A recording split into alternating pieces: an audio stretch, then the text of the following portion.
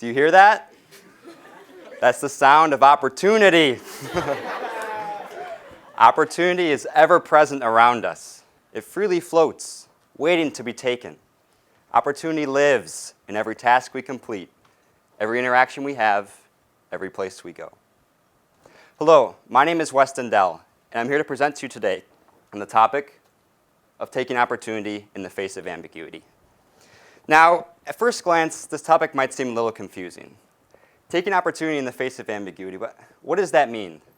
Well, my goal today is not to state the obvious, that taking opportunities in general is a good thing. Rather, I want to discuss ambiguous situations that I faced this summer.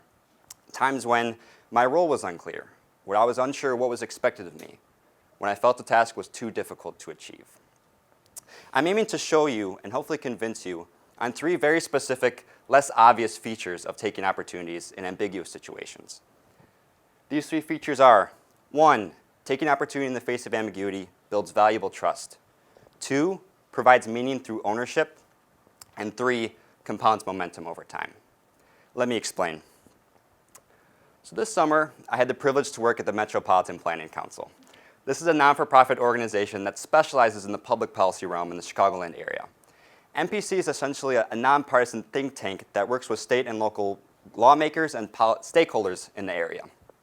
MPC's goal is to make a better, bolder, more joyful future for all. This summer I worked on the communications team, and they're here with us today.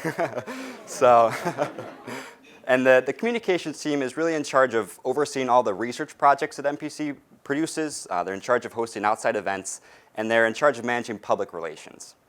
So one thing that really initially surprised me about my organization was the many different fields of work that they engage in.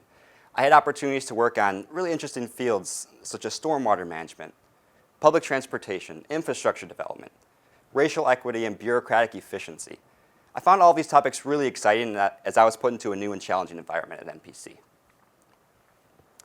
So now, as you may know, every Wednesday the Kemper Scholars come together for a Wednesday meeting. And our very first week, Jen and Jerry brought in a lawyer by the name of Al Cave to present on professionalism. And I remember very clearly one piece of advice that Al Cave gave us. Someone is always watching. Someone is always watching. Now, ominous as it may seem, I took that in two different ways. On one level, I realized, well, if someone's always watching, I better not screw up and do something dumb, or someone's going to see that and it won't look very good. So in my free time, I tried to read up on MPC's previous research and learn more about the organization as a whole. Now, this helped me gain a lot of familiarity with my organization, but there wasn't much ambiguity in that. Where the real ambiguity came was in the meetings I would attend as part of the communications team. Like I said, these researchers and analysts were very knowledgeable in their respective fields. And in these first couple meetings, I simply felt out of place. I usually stayed completely silent, and I felt like I had nothing to offer to my team. I wasn't even sure if it was appropriate for a summer intern to speak up at these meetings. But I remembered Al Cave's advice, and I took it in a second level. If someone's always watching, that means everything I do is an opportunity for success. So even though I was nervous and anxious, I began asking questions in these meetings. At first, it was simply approaching the researchers after the meetings to clarify a certain topic, but over time, I was asking questions in front of everyone at these meetings, and they were of genuine and effective use. I think that going out and taking that risk really showed my supervisor and my colleagues that I cared about this work, and I wanted to see it done well. That built up some really valuable trust that was huge for me throughout the summer. So this is my first point. Taking opportunity in the face of ambiguity builds valuable trust. Now, one unique feature of MPC is that they hold outside events to more directly engage with their public policy work. Usually it was for funders, outside people, it was a way to generate activity. But some of these events were optional. Some of the staff would go, others wouldn't. And at first, I was just unsure if my team expected me to go to these events. Like I said, they were optional, and I just wasn't sure. They were usually outside the normal hours of work. But I decided early on to attend these events, and it turned out to be one of the best decisions I made this summer. Pictured above are some of the events I got to attend this summer. The top left is when the stormwater management team went to a high school on the west side of Chicago. We built in something called a rain garden, which is green infrastructure that helps prevent flooding in times of storm. The top right is from a walking tour I did in Boys Town. Now, I'm from the Chicagoland area, but I wasn't really familiar with this part of Chicago, which is the historically LGBT community in the city. And I really enjoyed getting to learn more about what the community is doing to prosper its people and to prevent discrimination against it. And the bottom is from an event called a Think and Drink. And yes, it was alcoholic, but don't worry, Jerry, I'm underage, I didn't drink anything. But I learned a lot about what Chicago is doing to fight poverty in the downtown area. Now, I show you these events because I feel like going the extra mile to attend these helped me gain a greater understanding of what my work was doing in the community at large. I more holistically understood what MPC's goals were, and I believed in those goals. Because of that, I really started to take ownership over my work. I felt like I was a part of a greater team, part of a greater goal. And for that, I found a lot of meaning in my work, and because of that, it became more productive, and it became much more enjoyable too. So this is my second point. Taking opportunity in the face of ambiguity provides meaning through ownership. Now, for my last point, I have a question. Does anyone know what a flywheel is? No takers? Yeah? Do you want to explain? Part of the transfer momentum from the engine to the transmission. Yep. Yeah, it's basically an energy storage device, if I can get these garbage cans undone.